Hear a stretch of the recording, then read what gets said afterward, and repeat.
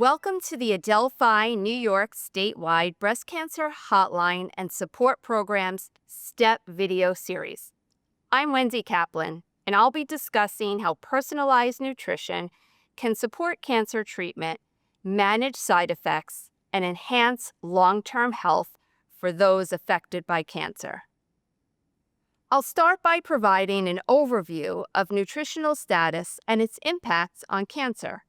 We'll explore nutritional goals and how nutrition can strengthen your immune system, help manage side effects, maintain energy levels, and support your health overall.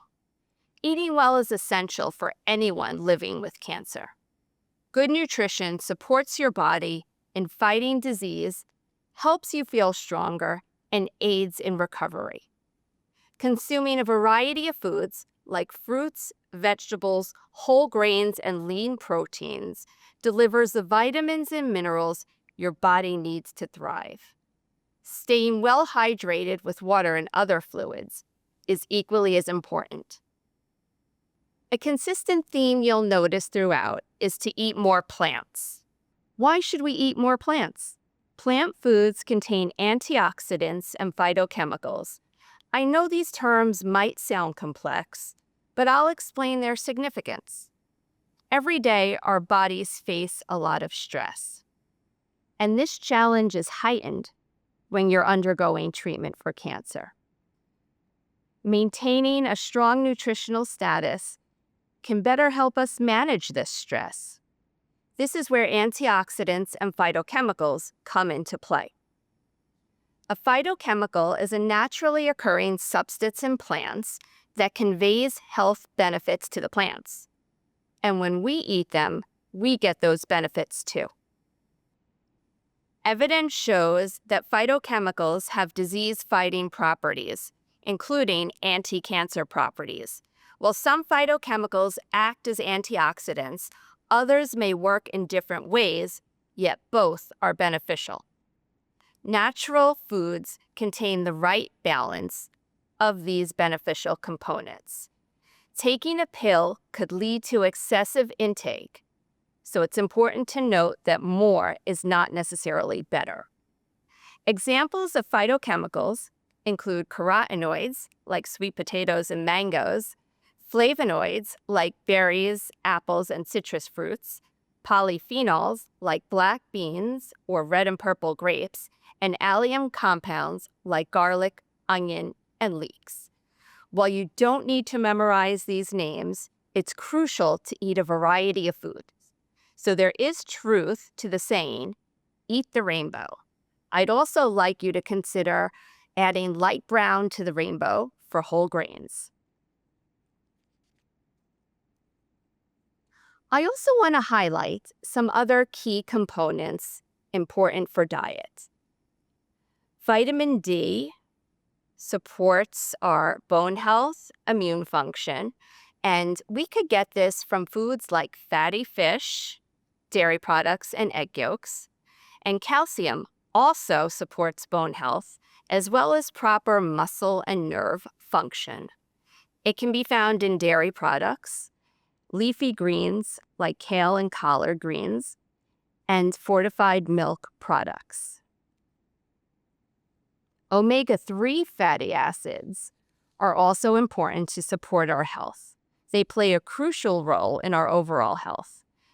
And these can be found in salmon, albacore tuna, trout, mackerel, herring, sardines, walnuts. So many places. Including these in our diet can enhance your health and well-being and possibly prevent deficiencies. Many foods could fit into a healthful diet. Your diet doesn't have to be perfect all the time, but I would strive for 85% of the time, and that's based on health recommendations from the Dietary Guidelines for Americans. So some delicious ideas you might want to include are chicken or shrimp Creole tortilla casserole, baked flounder and roasted salmon with lime sauce, fish in a bag, Cuban pork chops, chicken and dumplings. And let's not overlook some really tasty side dishes like fried green tomatoes, green beans, turnip greens, black-eyed peas, corn pudding, dill drop biscuits, Spanish rice, apple slaw, and green pea salad. The possibilities are endless. Just a few ideas that you could try at home. Now let's dive into some practical tips to optimize nutrition. We're going to talk about healthy cooking methods, meal planning, how to eat healthy on a budget, foods to keep in your pantry, healthy hydration, reading food labels, and how a registered dietitian can help. By embracing these tips, you'll feel more empowered in making informed decisions about your diet. When it comes to preparing meals, choose healthy cooking methods. The right cooking methods can significantly impact the nutritional value of food. Instead of frying, which adds unnecessary fats and calories, let's focus on healthier alternatives. For instance, broiling and roasting offer delicious flavors while preserving nutrients. Sautéing and stir-frying are a great way to cook vegetables, helping them stay crisp and packed with the vitamins and minerals our body needs. Poaching is a gentle way to cook proteins without adding extra fat. However, if you do have food safety precautions, this is something to just keep in mind with this cooking method. And steaming is one of the best ways to lock in nutrients, allowing natural flavors of our ingredients to be enhanced. By incorporating these techniques, you can enjoy meals that are both tasty and nutritious. Creating a meal planning blueprint can ease the stress of making meals during the work week. Start with a meal plan outlining what you want to do each day of the week. This can help ensure balanced nutrition without last-minute scrambling. Collect simple recipes that are easy to make that you enjoy. You could find recipes in cooking apps, magazines, online. Preparing ingredients in advance is also an important technique. Like chopping veggies, marinating proteins can save you a lot of time during the week. Maximize your meals by creatively using leftovers. Roast a chicken one night and use the leftovers the next night. Perhaps you want to make a flavorful rice bowl, a hearty gumbo, or tacos with fresh cilantro and avocado. This not only reduces waste, but it also adds variety to your meals. Finally, develop a shopping list so you could grocery shop for the week. This will make things more efficient and help you stick with a budget. Remember, this is more than just planning. It's empowering yourself to make healthy choices throughout the week. And here's a bonus tip. Once you have that list made, if you print it out, make multiple copies so you can use it multiple times.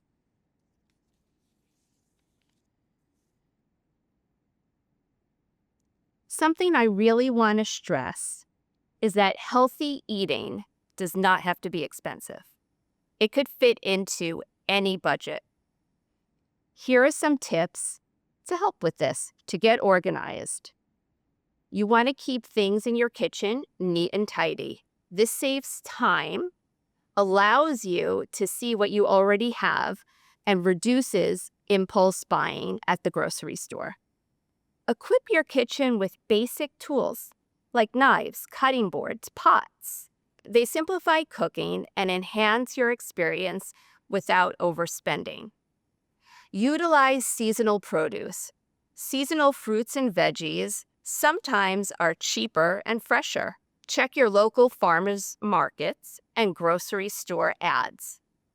Buy in bulk. Buying in bulk, like frozen produce and shelf-stable items, can also be big time savers. Just be cautious with bulk bins if food safety is an issue. Dine in more. Cooking at home will save you money, but it's also healthier.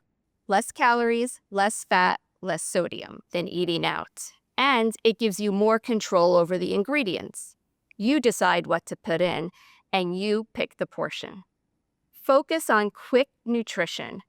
Meal prep, simple dishes, stir fries, one-pot meals, slow cooker recipes.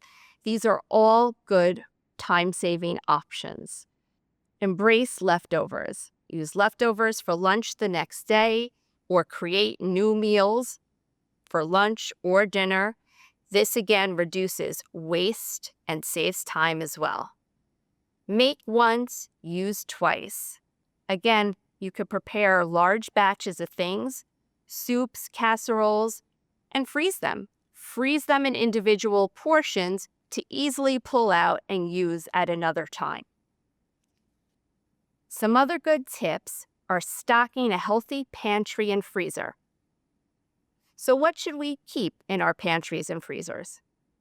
Whole grains, brown rice, oats, canned foods like salmon, tuna, sardines, beans, low-sodium tomatoes. Herbs and spices, again loaded with phytochemicals. Heart-healthy oils, avocado oil, canola oil, olive oil. Fruits and natural juices. Store fresh fruits, canned fruits, and their own juices. Opt for natural juice without added sugars for a good vitamin source. However, it's important not to rely on juices as the main source of hydration. Frozen produce. I can't say enough about frozen produce. It's picked at its peak ripeness, cleaned, and flash frozen. Usually inexpensive, it's a great way to quickly pull out a bag of vegetables or pull out a bag of fruits to enhance the nutrition of your meals. So, building a healthy pantry and freezer isn't just practical. Again, it also empowers you to be in control of your meals. So I have a lot of herbs and spices listed here. Remember, herbs and spices are plant foods. So going back, they are phytochemicals, which have a lot of anti-cancer properties. Herbs and spices are a great way to season foods without adding extra sodium, and not to mention enhancing the taste of whatever you're making. It is very important to stay hydrated. Aim for 8 to 10 glasses a day, preferably unsweetened or minimally sweetened beverages. So I want to stress that there's more ways than water to hydrate. Don't get me wrong, water is a great way to hydrate. But try other things. Try agua fresca, which is a nice blend of watermelon and cantaloupe with a hint of lime, which offers a really cool twist on hydration. Herbal teas are a great source or a great option. Hibiscus tea or other, maybe mint, ginger. Coconut water is another good source. It provides electrolytes, making it great if somebody needs to replenish fluids.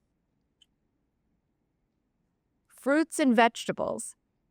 I did mention earlier that I was always going to come back to the plant foods, so a lot of fruits and vegetables. And I have listed the portion sizes because I want you to see that it's doable. Think about adding produce to all your meals and maybe count up how many times in a day you're eating fruits and vegetables. And as a goal for this coming week, add another. You can't go wrong with fruits and vegetables.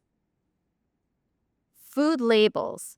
I think it's a really good idea to become acquainted with looking at food labels. Now, there's a lot of stuff on the label. For example, the number of servings. Look at the label, because if you eat a whole package of something and it's 3 servings, you're eating triple the amount than what the nutrition is providing. So look at the calories. This way you could gauge how much you want to eat if weight management is your goal. Protein. Protein is essential for muscle building and repair. especially while undergoing treatment for cancer. So when you look at the fat on the label, it's going to differentiate between total fat and saturated fat.